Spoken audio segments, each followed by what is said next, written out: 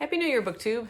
So I just wanted to kind of touch base with you guys, let you know what my plans are going forward for 2021 and like what I've read so far this year. So on Goodreads, I set a goal again of just 50 books. I'm not worried about reaching, super high numbers. I just want to read and enjoy my time reading. 50 is something I know I will easily meet. I actually hit 72 books last year. A lot of those were focused more on manga and graphic novels, it seems like, just because things happen to come up. I want to kind of veer a little bit further away from that this year, but again, if something crosses my path that seems interesting, I'm going to pick it up and read, which is kind of what I've already done this year. I've already read two middle grade graphic novels. One of those is Newsprints. That is the author's name. I've been trying to pronounce it, but I just can't do it. I Googled it and it's not coming out. So anyway, I've read that one, and I also read Plain Jane's. This is the author and artist. I've done a review on both of these books, and I'm going to post that after this one, so stay tuned for my thoughts on that there. I also finished Bounty Hunter, Raked Scrape by Rachel Alkus. Rachel's one of my favorite authors. I've loved everything I've read by her. This is the fourth book in the series, so I don't want to go into any kind of detail, but she has just really great plot settings. Her characters are just amazing. I love all her characters. They're also really in-depth, really well developed in each one of them, and you'll become attached to them, and she'll just yank them out from right under you. Absolutely loving the series. There's supposed to be 6 books total. Like I said, this is book 4. I believe it's going to be completed probably this year, and I can't wait for the next one. It has sort of a futuristic, it's like a post-apocalyptic, or people recovering from a post-apocalyptic event. They've been living underground for quite some time in silos, and now they're coming up, living on the surface. At least some people are, but there's a lot of people. Bounty hunters are like the law in a way, or at least somewhat. There's the Zenith Corporation, which played a very important part in the world before kind of the whole downfall. They're kind of making a reappearance. There's the Mercs. There's lots of battles going back and forth and divisions, and it's just, it has also, like I had described a lot last year when I was talking about the individual books, kind of like this, almost like a Western feel to it, kind of this lawlessness that's out there, and it's just really, really great. I really enjoy it a lot, so I highly recommend that. What I would really like to do this year is kind of dive into a few more readathons. I used to do a lot of those, and I keep kind of missing them or coming across them kind of late. I'm going to be participating in one for January, and I am off to a bit of a late start. I've already started reading some of them. I haven't made a video until now, but I would have liked to have known about it at the beginning, before the month hit. But it is a month-long read-along, which I kind of like those better. It gives you a bit more time to read more books instead of trying to cram everything into a week. I really think a week of a readathon is rather ridiculous. But anyway, the readathon I'm coming across is Read Your Shelves, which of course, obviously by the title, focuses on reading what you own. And that could be physical or virtual. And I have a lot of ebooks that I would like to get to. I'm going to use this readathon to kind of read a little bit of both, but a majority of them will be ebooks. So the hosts, these are the hosts, and they've provided a 25 prompt bingo card, which you can pick up on the channel, but I'll just go over some of the categories. Okay, we have a create your own category, hyped, lighthearted, long book. Where did I get this? I like that one. Like, you might have had books sitting on your shelves for so long you don't even remember where you got it from. Maybe you borrowed it from somebody. Fun, newest acquired, intimidating, author from your country, graphic novel, nonfiction, started but never finished, free space, own voices, author you love, cover by, somewhere you want to travel to, fantasy, do I still like this, or reread, part of a series, retelling of a classic fairy tale, poetry, purple on the cover, strange, or a short book. Now, in terms of what I'm currently reading, I've been reading / listening on audiobook to The Woman in White by Wilkie Collins.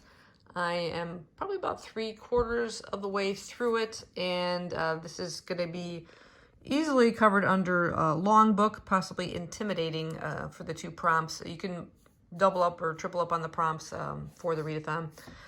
So yeah, I'm really, really enjoying this. Lots of surprises. I didn't expect it to be quite so captivating, but you have lots of like, describes intrigue, crime, insanity, this mysterious woman in white and her connection to another woman within the storyline.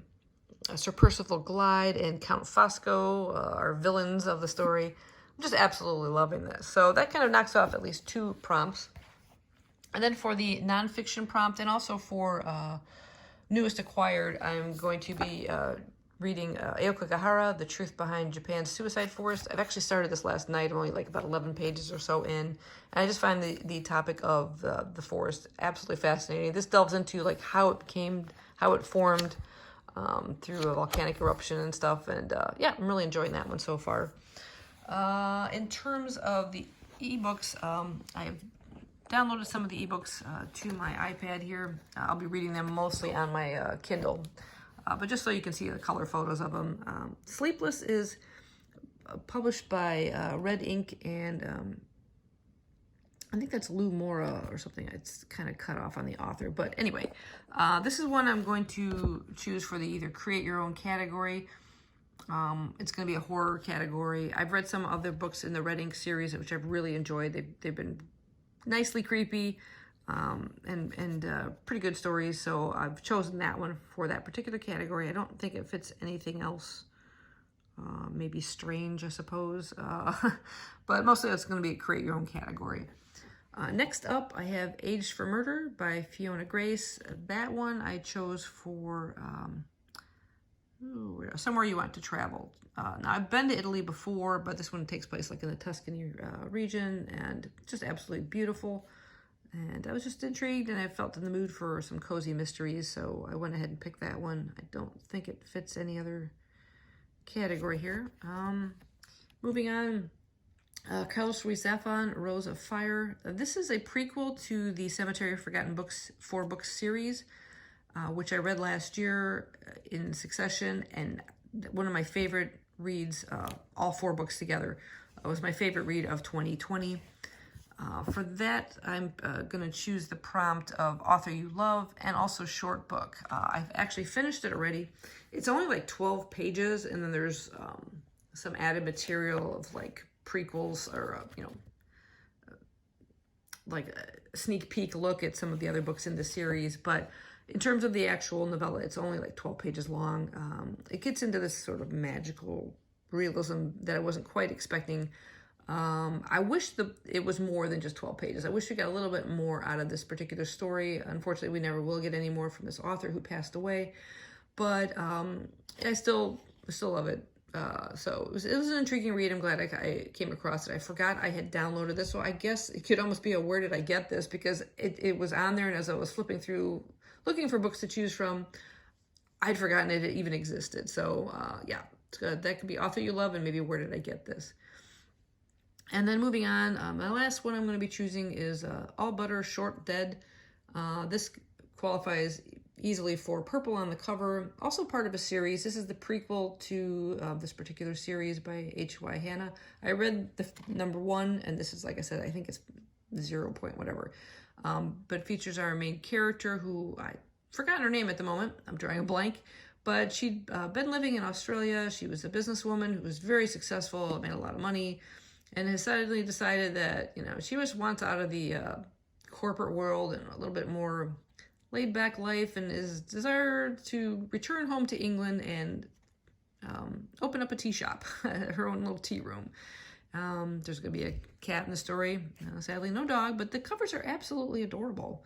Absolutely love it. So purple on the cover, definitely. Part of a series also qualifies, and I suppose you could call it, you could almost qualify that as fun as well. So I think that pretty much covers all the prompts I have and what I plan on reading for this readathon. Like I said, there's a lot of prompts. I'm not going to get through that many. It's already the 19th of January as I'm reading this, as I'm filming this. But I have made a bit of a dent in some of these. I finished one of them. I'm 37% into that, just making a dent into this one, and I'm about 3/4 of the way through on that. So at least 4 books are underway for this particular readathon. One other book to mention is Shirley. This is a book I was reading by Susan Scarf Merrill about Shirley Jackson. She's a character within this book, along with her husband, Stanley Hyman. And Rose is our main character. She tells the story from her point of view. And she, along with her husband, who is a student, will be working under Shirley's husband at the university. And it's just a weird story. I don't know. I just don't feel like I know where it's going. Rose is a complicated character. She arrives there pregnant, ends up giving birth to her and her husband's child, and Shirley already has several kids in the house as well, so it's a pretty full house, and Shirley's obviously a very complicated character as well, as much as the characters that she creates in her stories, but I just don't know where the plot is exactly going. There was some talk about a missing female student, and for some reason Rose keeps asking Shirley, like, does she know her? I don't know why. She feels like there's some kind of connection, but she's like I said, she's a weird character. She feels a little intimidated by Shirley and her husband, and her own husband as well, always talking about things and making references to books that she hasn't read. She feels a bit on a different level, I guess, to them, and wants to fit in. But again, I just don't know where it's going, and I'm kind of stuck there, and I don't know if I'm going to be continuing this or I'm going to set it aside. I probably will be setting aside because of the readathon, but I don't know if I'm going to be picking it up for a while because I'm not getting into it. If you've read this before, let me know what you think about it. But anyway, I'm going to go. This is getting to be a long video, and I've got a lot of reading to do. So if you guys know of any other readathons coming up, or when they're going to be, or who's hosting them, please let me know down below so I can kind of maybe check them out. And let me know if you are participating in this one as well. So I'll see you guys next time. Happy reading.